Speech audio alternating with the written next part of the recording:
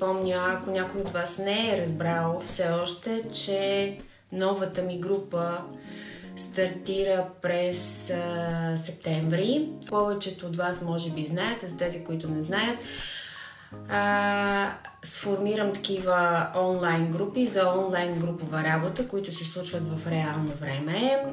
За кого е подходяща? Подходяща е за хора с хашимото и автоимунни, независимо в коя фаза се намират. Т.е. дали са в активна фаза или са в ремисия и искат просто да продължат и удължат времето на ремисията си, за да са по-дълго време в тази фаза.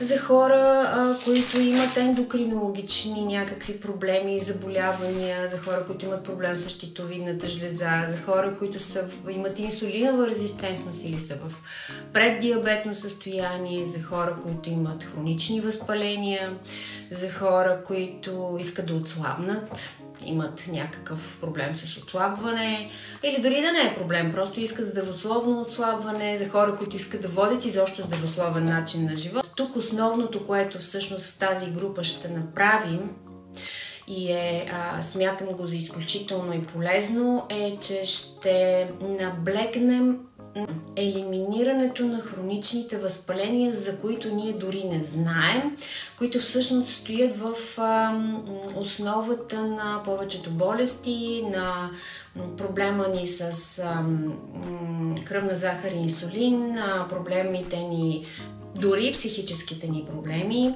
хора, които правят често паник атаки, хора, които изпитват постоянно нервности, тревожности, напрежение, за хора в депресия. Изобщо за хора, които искат да си изградят един такъв личен протокол за здраве, да си върнат здравето и да продължават чрез този протокол, да продължават да го поддържат в годините напред.